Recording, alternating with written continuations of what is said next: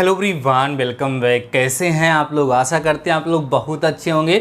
Dear students, आपको पता है ना आपकी इस बैच का नाम क्या है? Selectors batch. और इस बैच में जो भी स्टूडेंट्स पार्टिसिपेट कर चुके हैं या जो अभी तक नहीं किए उनको पार्टिसिपेट कराइए, क्योंकि इस बैच का नाम सिलेक्टर्स बैच हमने ऐसे ही नहीं रखा है।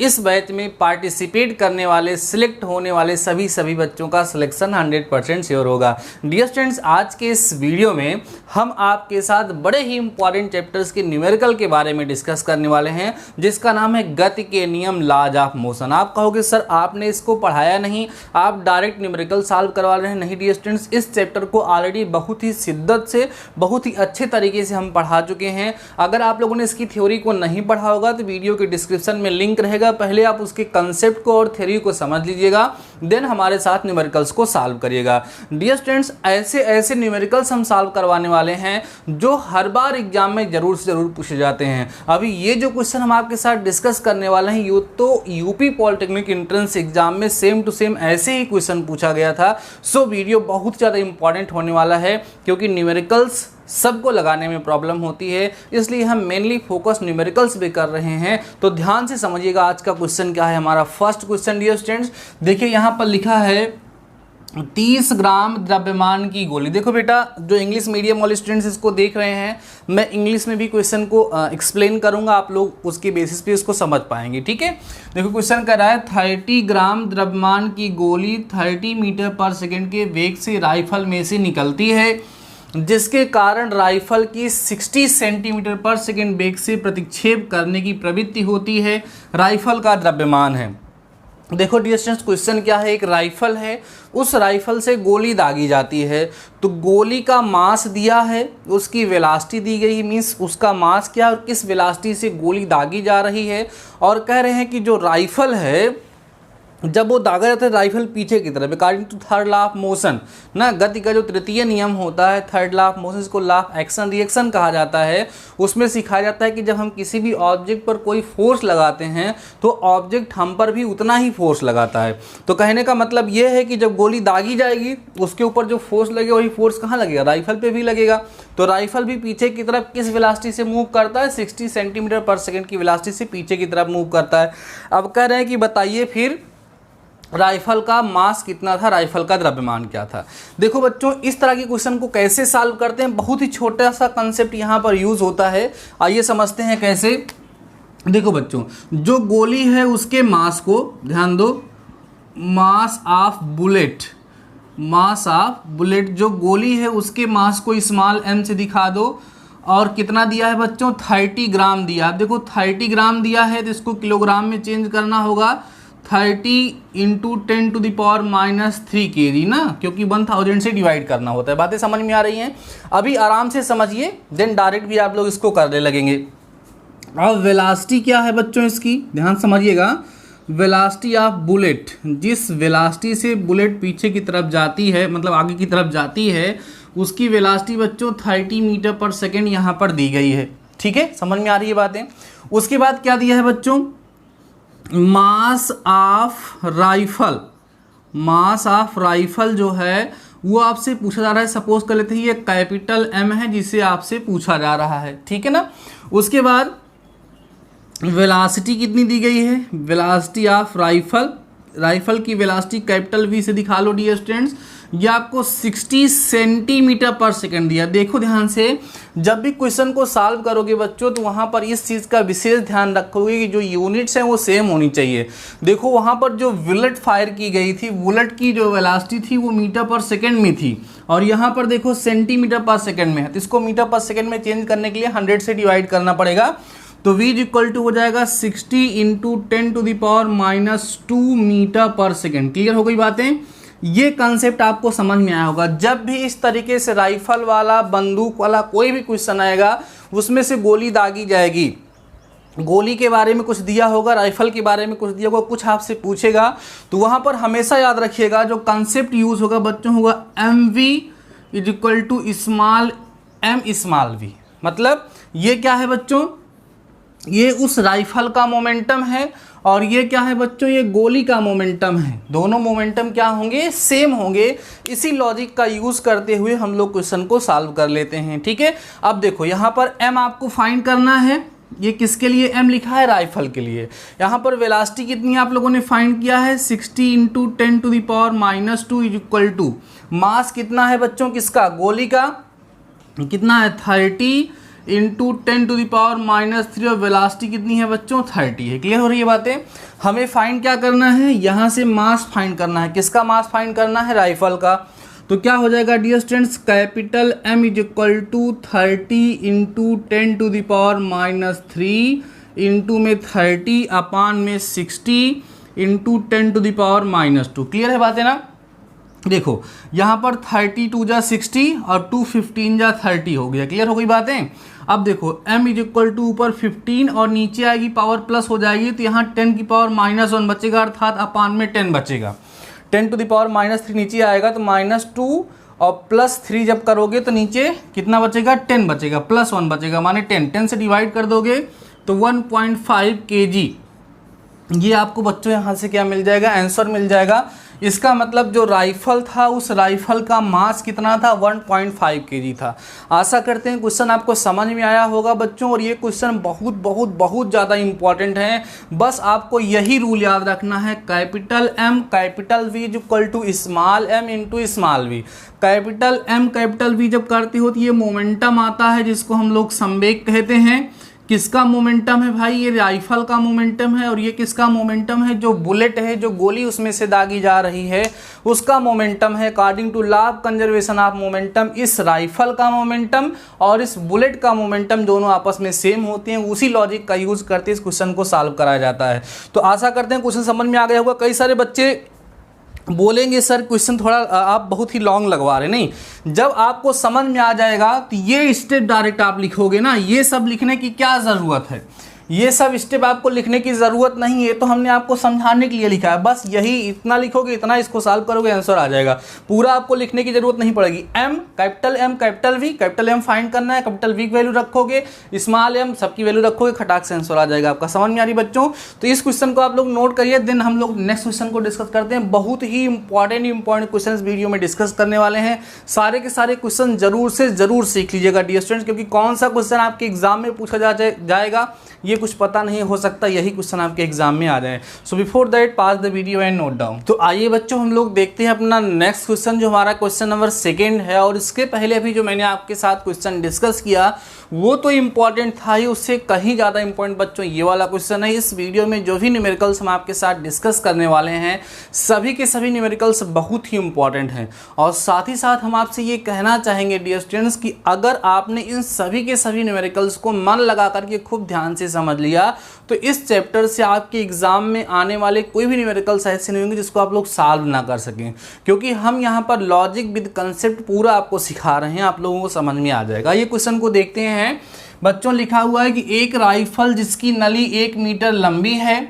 100 ग्राम की एक गोली को 400 मीटर पर सेकंड के वेग से मुक्त करती है। गोली पर औसत बल पाउडर द्वारा लगाया गया है।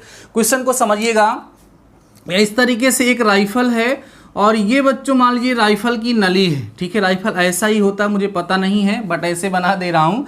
ये राइफल की नली है, यहाँ से जब उस पर गोली पर फोर्स लगता है, गोली जब यहाँ निकलती है तो उसकी वेलोसिटी 400 मीटर पर सेकेंड होती है। तो जाहिर सी बात है बच्चों कि यहाँ पर कोई फोर्स अप्लाई किया गया है तभी तो ये गोली इतनी वेलोसिटी से बाहर निकल रही है। इंग्लिश वालों के लिए थोड़ा सा एक्सप्लेन कर देता हूँ। डियर स्टूडेंट्स, क्वेश्चन ये है कि एक राइफल से एक बुलेट को फायर किया जाता है। जब बुलेट इस नली से, ये जो दिख रही है, इससे बाहर निकलती है तो 400 मीटर पर सेकंड की वेलोसिटी से बाहर निकलती है।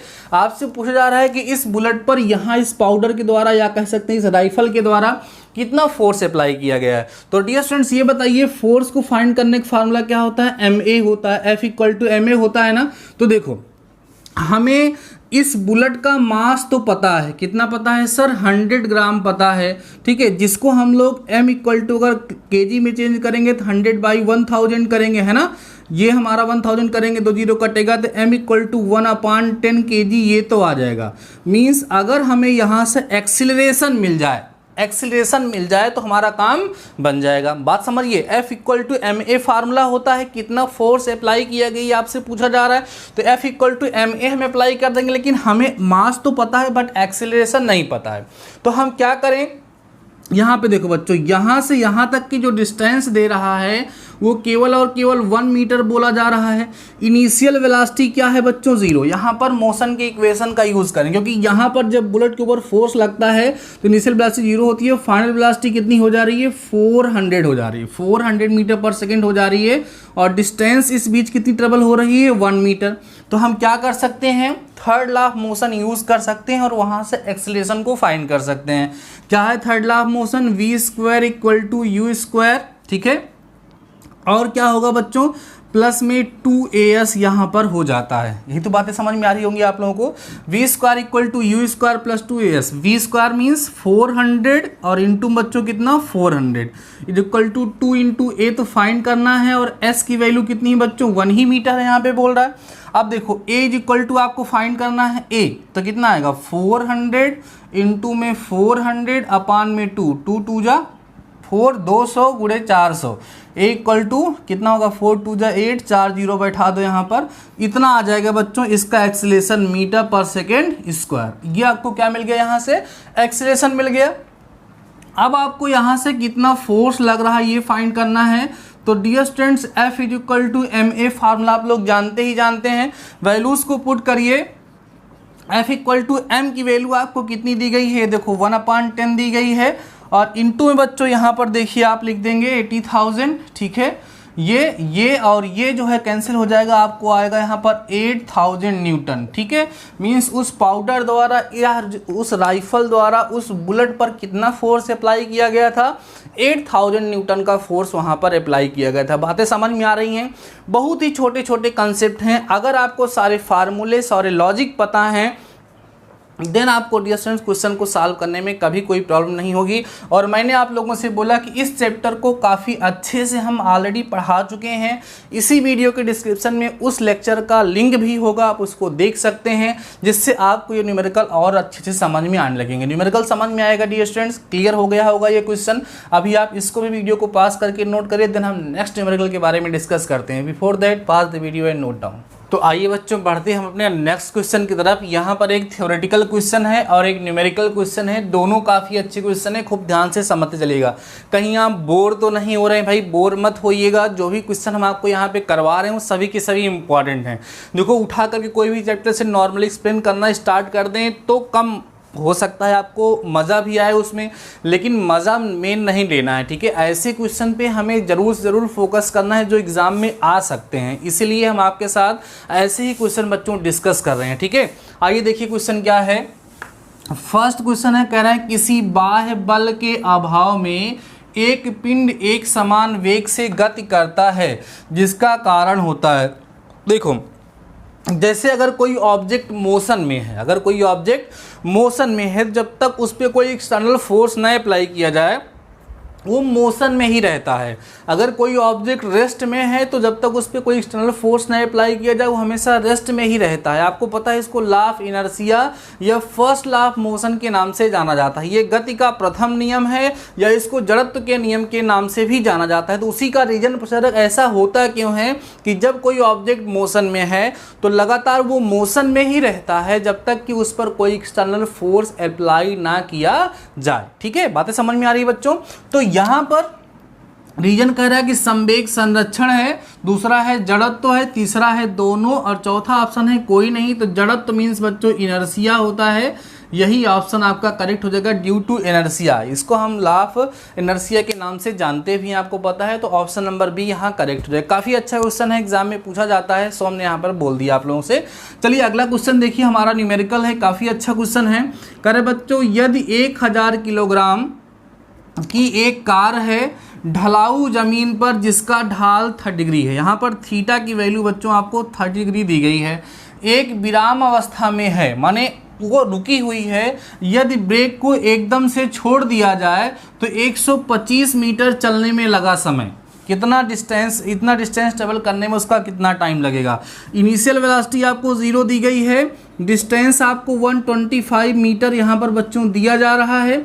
अब आपसे पूछ रहा है कि कितना टाइम लगेगा। नॉर्मली हम s equal to U T plus half G T square यहाँ पर अप्लाई कर सकते थे, ढाल से चलेगा तो है एक्सीलरेशन की वैल्यू g होगी। यहाँ से हमें s पता है, u पता है और हमें g पता है, t फाइंड करना था, हम लोग कर लेते। लेकिन यहाँ प्रॉब्लम की बात क्या है बच्चों, यहाँ पर ये जो झुकाव दिया है उसका कंसेप्ट हम लोग कैसे यूज़ करेंगे। आपको पता है ये आपका क्या है, सेकेंड इक्वेशन है मोशन का, इसी का हम लोग यूज़ करते हैं। लेकिन याद रखिएगा जब कभी भी यहाँ पर झुकाव की बात हो जाती है तो इक्वेशन आपका हो जाएगा s equal to U T plus 1/2 G sine theta T square. याद रखिएगा ये फार्मूला वहाँ पर यूज़ होता है जब कभी भी झुकाव की बात करेगा। अब जो भी वैल्यू पता है फटाफट से पुट कर दो, 125 यहाँ पुट कर दोगे, u की वैल्यू 0 होगी तो ये पूरा का पूरा 0 हो जाएगा।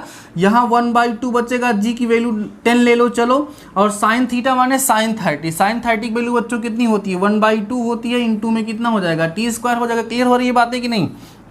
फटाफट से आप लोग इसको सॉल्व करते सकते हैं, 2 पंचे 10 होता है, 5/2 ठीक है। ये इधर आएगा 125 गुणे 2/5 बराबर टी का स्क्वायर ना बच्चों यहाँ पर। तो आराम से इसको आप सॉल्व करके यहाँ से टी की वैल्यू को फाइंड कर सकते हैं, कोई डाउट नहीं है। बस आपको यहाँ नया क्या सीखने के लिए मिला है, ये सेकेंड मोशन का जो सेकेंड इक्वेशन होता है उसका एक नया रूप आपको देखने के लिए मिला है बच्चों। यहाँ पर ऊर्ध्वाधर घटक, क्षैतिज घटक जो होते हैं, हॉरिजेंटल एंड वर्टिकल जो उसके घटक होते हैं, कंपोनेंट्स होते हैं, उन्हीं कंसेप्ट का यूज़ होता है। बट हमने डायरेक्ट आपको फार्मूला बता दिया, फार्मूले में आप जैसे ही वैल्यू पुट करेंगे आपको आपका आंसर मिल जाएगा। समझ में आ रही होंगी बातें। काट दिए इसको, 5 दूना 10, 50 25, 25 दूना 50 आ रहा है बच्चों, ठीक है 50 आ रहा है। तो टी स्क्वायर हो गया तो T equal to under root आपका 50 आएगा, 7×7 T equal to 7 point something आपका यहाँ पर आंसर हो जाएगा। आप चेक करेंगे ऑप्शन में जो रहेगा वो करेक्ट हो जाएगा। समझ में आ रही है बातें।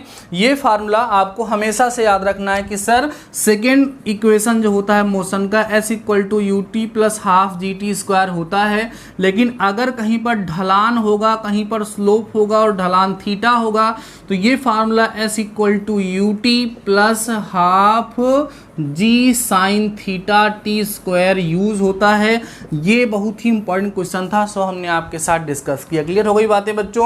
इन दोनों क्वेश्चन को भी आप लोग नोट कर लीजिए, देन हम डिस्कस करते हैं नेक्स्ट क्वेश्चन के बारे में। बोर मत होइएगा, जितने भी क्वेश्चन इस वीडियो में सिखाएंगे सबको जरूर से जरूर सीख लीजिएगा। Dear student please pause the video and note down. तो आइए डियर स्टूडेंट्स अब हम लोग देखते हैं अपना नेक्स्ट न्यूमेरिकल, जो काफ़ी अच्छा है क्योंकि ये भी कई बार एग्जाम में पूछा जाता है। देखिए क्वेश्चन क्या है बच्चों, करें 5 किलोग्राम का पत्थर एक पहाड़ी की चोटी के ऊपर से गिरता है जो 100 मीटर ऊंची है। पत्थर गिरने पर रेत में 2 मीटर धंस जाता है, धंसने में लगेगा क्या समय लगेगा धंसने में, ये आप लोगों से पूछा जा रहा है। एक चोटी है उसके ऊपर से एक पत्थर गिराया जाता है, वहाँ से गिरता है, आकर के नीचे जब गिरता है नीचे रेत है उसमें वो 2 मीटर धंस जाता है। तो कह रहे हैं कि उसको वहाँ तक पहुँचने में धंसने में कितना समय लगेगा। तो डियर स्टूडेंट सबसे पहले यहाँ पर हमें पता ये करना होता है कि जब ऊपर से पत्थर नीचे की तरफ आएगा, जब उस रेत पर आकर के पहुँचेगा, जब वहाँ पर धंसना स्टार्ट कर देगा, मीन्स जिस वेलोसिटी से नीचे गिरेगा वो वेलोसिटी हमें यहाँ पर फाइंड करनी होती है। तो उसके लिए हम लोग क्या करेंगे, थर्ड इक्वेशन लगाएंगे, v square equal to u square बच्चों प्लस 2as यहाँ पर हम लोग अप्लाई कर देते हैं। तो वी स्क्वायर इक्वल टू जब वहाँ से पत्थर छूटता है तो रेस्ट में रहता है। अभी हम ये पता कर रहे हैं कि ऊपर से जो पत्थर गिर रहा है जब वो ज़मीन पर पहुँचेगा रेत पर उसकी वेलोसिटी कितनी होगी, फाइनल वेलोसिटी भी हम यहाँ पर फाइंड करने का प्रयास कर रहे हैं।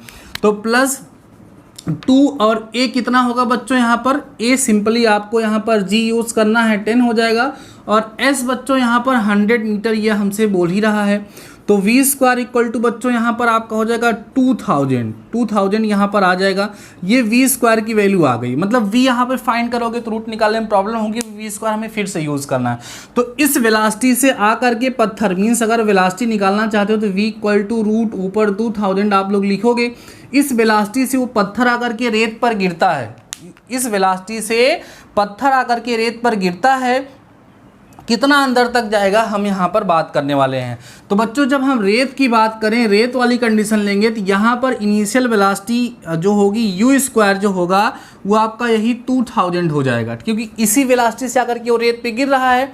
और जब वो अंदर की तरफ धंस रहा होगा तो जो मैक्सिमम अंदर तक धसेगा तो वहाँ पर वी स्क्वायर क्या होगा 0, क्योंकि जब वो धस चुका होगा तो उसकी फाइनल वेलोसिटी क्या हो जाएगी 0 हो जाएगी। और कितना अंदर तक धसा है बच्चों 2 मीटर यहाँ पर दिया है। अब यहाँ पर आप यूज़ करो v square equal to u square minus 2as। यहाँ से हम क्या करेंगे बच्चों एक्सेलरेशन फाइंड करेंगे। तो v की वैल्यू कितनी है सर 0 है, यू स्क्वायर कितना है यही 2000, इसके लिए यू स्क्वायर हो जाएगा -2 इंटू ए मीन्स वही 10 यूज़ होगा। ठीक है बच्चों, बातें समझ में आ रही होंगी आप लोगों को। ए नहीं यहाँ पर ए 10 यूज़ नहीं होगा, ए ही आपको फाइंड करना है। एस कितना दिया है डियर स्टूडेंट्स, यहाँ पर आपको एस कह रहा है 2 मीटर अंदर की तरफ वो धस जाता है। इधर लेकर के चले आइएगा 4a इक्वल टू 2000 यहाँ पर ये हो जाएगा। ठीक है, अब इसको जब सॉल्व करोगे तो a इक्वल टू 2000 अपान में 4 5 20 हो जाएगा 500 means a equal to 500 metre per second square. मतलब ये एक्सेलरेशन जो है वो निगेटिव में लगेगा, जो ऊपर की तरफ उसको रोकेगा। तो कह रहे हैं कितना टाइम लगेगा, इसके लिए आप फर्स्ट इक्वेशन यूज़ करो v equal to u minus 80। v कितना है 0 है, u कितना है बच्चों आपको यहाँ से फाइंड करना पड़ेगा। u कितना फाइंड करना पड़ेगा √2000 बच्चों यहाँ पे रखना पड़ेगा, माइनस a आपको पता चल चुका है कितना है, a कितना है बच्चों यहाँ पर 500 है। ठीक है, 500 यहाँ पर आया है, इनटू में कितना हो गया t, इधर लेके चले आओगे 500t इक्वल टू √2000 होगा बच्चों, और t इक्वल टू √ यहाँ पर 2000 डिवाइड बाई 500 सॉल्व कर लोगे तो जाकर के टाइम आपको यहाँ से मिल जाएगा। ठीक है, क्वेश्चन काफ़ी लेंदी हो गया, पता नहीं आप लोग इसको पूरा समझ पाए या नहीं समझ पाए। क्वेश्चन में क्या था, ऊपर से जब ऑब्जेक्ट गिर रहा था कोई, सबसे पहले हमने ये पता किया कि जब वो रेत पे आकर के गिरेगा, गिरते समय उसकी वेलोसिटी कितनी होगी। तो यहाँ से हमने फाइंड कर लिया कि इस वेलोसिटी से आकर के वो रेत से टकराएगा। जब रेत से टकराएगा तो टकराते समय उसकी इनिशियल वेलोसिटी ये हो जाएगी, फाइनल वेलोसिटी क्या हो जाएगी 0 हो जाएगी। डिस्टेंस इतना ट्रेवल कर रहा है, इतना अंदर तक धंसता है। तो हम यहाँ से ये पता किए कितने एक्सेलरेशन से वो अंदर की तरफ धंस रहा है। तो एक्सेलरेशन होगा बच्चों वो 500 मीटर पर सेकेंड स्क्वायर आएगा। फिर हमने first equation of motion use किया, जिसकी हेल्प से हमने यहाँ पर क्या किया टाइम को फाइंड कर लिया। आप अगर चाहते तो s equal to U T plus half a t square भी लगाते, लेकिन वहाँ पर भी आपको a नहीं पता था, a आपको पहले फाइंड करना पड़ेगा। तो एक बार आपको थर्ड इक्वेशन, फिर आपको थर्ड इक्वेशन, फिर आपको first equation of motion use करना पड़ेगा। इसके लिए ज़रूरी है बच्चों कि आपको गति के नियम जो चैप्टर हैं वो, और गति means motion and laws of motion दोनों चैप्टर तैयार होने चाहिए। और दोनों चैप्टर हमने काफ़ी अच्छे से पढ़ाया है, नहीं देखा होगा डिस्क्रिप्शन में लिंक रहेगा, ज़रूर से ज़रूर देख लीजिएगा, जिससे आपको आगे चल के इन सारे क्वेश्चन को सॉल्व करने में कहीं प्रॉब्लम ना हो। तो डियर स्टूडेंट्स अभी इस क्वेश्चन को आप नोट कर लीजिए। देन हम आज का टास्क आपको प्रोवाइड कराने वाले हैं, जिसको आपको सॉल्व करके हमारे साथ बताना है कि आपका आंसर क्या आ रहा है। But before that pass the video and note down. तो आइए बच्चों हम लोग बात कर लेते हैं आज के टास्क की। डियर स्टूडेंट्स आपको हम बताएं कि रेगुलर जो भी वीडियो हम आपको प्रोवाइड कराएंगे उसके एंड में आपको टास्क दिया जाएगा। मिनिमम 2 क्वेश्चन आपको हम देंगे, मैक्सिमम 5 क्वेश्चन देंगे, जिसको आपको सॉल्व करना होगा और कमेंट सेक्शन में जाकर के आपको उसका आंसर जरूर बताना होगा। इसी से पता चलेगा कि आपकी प्रिपरेशन किस लेवल पे चल रही है। बहुत ही जरूरी है डियर स्टूडेंट टास्क को कंप्लीट करना। तो आइए आज के टास्क को हम आपके साथ डिस्कस करते हैं। 2 क्वेश्चन हमने यहाँ पे प्रोवाइड कराया बच्चों। कह रहा है एक हवाई जहाज, एक एरोप्लेन है जो क्षैतिज दिशा में उड़ रहा है, माने हॉरिजॉन्टल डायरेक्शन में अर्थ सरफेस के पैरेलल उड़ रहा है। उससे एक पत्थर गिराया जाता है, ऊपर से एक पत्थर है, एक स्टोन है, जिसको थ्रो किया जाता है, मतलब गिराया जाता है, फेंकता नहीं है, उसको थ्रो किया जाता है, गिराया जाता है। पत्थर का पृथ्वी तक पहुंचने का मार्ग हुआ, पृथ्वी तक, अर्थ तक जो पत्थर पहुंचेगा, जो स्टोन पहुंचेगा, उसका जो पाथ होगा, उसका जो रास्ता होगा वो कैसा होगा। पहला है क्षैतिज माने हॉरिजॉन्टल, दूसरा है वृत्तीय माने सर्कुलर, ऊर्ध्वाधर माने वर्टिकल, अगला है बच्चों परवलयाकार, जिसको हम लोग बोलते हैं पैराबोलिक। पैराबोलिक फॉर्म का होगा या वर्टिकल होगा या सर्कुलर होगा या हॉरिजॉन्टल होगा, ऐसा आपको बताना है। ठीक है, चलिए नेक्स्ट क्वेश्चन तरफ बढ़ते हैं बच्चों। कह रहा है एक मोटरसाइकिल का त्वरण 8 मीटर पर सेकेंड स्क्वायर है। एक मोटरसाइकिल है, एक बाइक है, जिसका जो एक्सेलरेशन है वो 8 मीटर पर सेकेंड स्क्वायर यहाँ पर गिवन है। कह रहे यदि एक ऐसी ही खराब मोटरसाइकिल इसके पीछे बांध दी जाए तो इसका त्वरण होगा। इसके पीछे माने खराब, इसके पीछे एक खराब मोटरसाइकिल बांध दी जाती है जो कि ऐसी ही है और ये उसको भी खींचता है, तो इसका एक्सेलरेशन कितना होगा। मीन्स कह रहे हैं कि इसका त्वरण कितना होगा, मीन्स दूसरी वाली जो मोटरसाइकिल है उसका त्वरण कितना हो जाएगा या इसका त्वरण कितना हो जाएगा, आपसे पूछ रहा है। एक मोटरसाइकिल का त्वरण इतना इतना है त्वरण। यदि एक ऐसी ही खराब मोटरसाइकिल इसके पीछे बांध दी जाए तो इसका त्वरण होगा, आपको यहाँ पर इसका एक्सेलरेशन बताना है। पहला ऑप्शन है 16 मीटर पर सेकेंड स्क्वायर, दूसरा है 4 मीटर पर सेकेंड स्क्वायर, तीसरा है 8 मीटर पर सेकेंड स्क्वायर होगा यहाँ पर, और है बच्चों 7.86 मीटर पर सेकेंड स्क्वायर। आशा करते हैं कि दोनों के दोनों क्वेश्चन को आप लोग जरूर सॉल्व करेंगे और कमेंट सेक्शन में आकर के अपना आंसर जरूर बताएंगे। आप हमारे सिलेक्टर्स हैं, आपका सिलेक्शन 100% श्योर है, और हम ये जानना चाहेंगे कि हमारे ऐसे कितने स्टूडेंट्स हैं जिन्होंने वीडियो को लास्ट तक देखा गया है, जिन्होंने वीडियो को लास्ट तक देखा है, और जितने भी क्वेश्चन हमने इसमें आपको सॉल्व कराए हैं वो सभी के सभी आपको समझ में आए हैं, आपके माइंड में कोई डाउट नहीं हो रहा है। अगर आप लोग वीडियो को लास्ट तक देख रहे हैं तो मुझे भी काफ़ी ज़्यादा उससे डेडिकेशन मिलता है, उत्साह मिलता है। डियर स्टूडेंट्स, अभी आज हमारा फर्स्ट डे है जो हमारे सिलेक्टर्स बैच का है, तो हम आपसे रिक्वेस्ट करना चाहेंगे, और आपको करना भी चाहिए, आप अपने फ्रेंड्स को इस वीडियो को जरूर शेयर करिए, जिससे हमारी एक जो मुहिम है कि हम हर बच्चे तक फ्री में कंटेंट प्रोवाइड करा सकें, उसमें हम लोग सफल हो सकेंगे। तो डियर स्टूडेंट्स, आज की इस वीडियो में बस इतना ही। तब तक के लिए शानदार रहिए और पढ़ते रहिए। मिलते हैं नेक्स्ट वीडियो के साथ, तब तक अपना ख्याल रखिए।